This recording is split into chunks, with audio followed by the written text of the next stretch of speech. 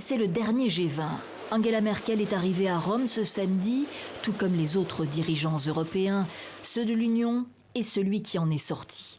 Un sommet de retrouvailles en présentiel, le premier depuis la Covid pour les 20 pays les plus industrialisés, avec 2 absents de marque, les présidents chinois et russes. L'agenda est chargé, pas d'annonce attendue sur les vaccins. L'enjeu est désormais de les distribuer et de vacciner les populations qui ne le sont pas encore.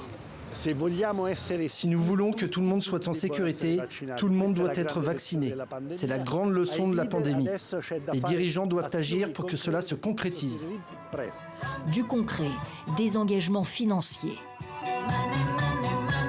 Pas de blabla, chantent ces activistes. Une véritable mobilisation face à la pandémie, comme face au réchauffement climatique, souligne en d'autres termes le secrétaire général de l'ONU. C'est clair que cela ne mène à rien si les pays développés rejettent la faute sur les économies émergentes et vice-versa.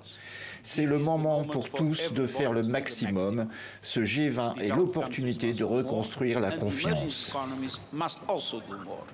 Et ce dimanche, près de 200 pays se retrouvent donc en Écosse pour un rendez-vous que beaucoup considèrent comme celui de la dernière chance. Bien entendu, l'un de nos principaux objectifs, c'est la réduction des émissions de gaz à effet de serre, de préférence le plus tôt possible. Mais l'adaptation est un autre problème clé, car nous devons devenir résilients aux effets du changement climatique que nous constatons déjà. Limiter la hausse de la température à 1,5 degré avec une neutralité carbone en 2050, voilà pour l'ambition. Mais comme toujours, entre l'urgence mise en avant par les experts et les activistes et le court-termisme des dirigeants, sauf extraordinaire, le fossé devrait se confirmer, cette fois encore.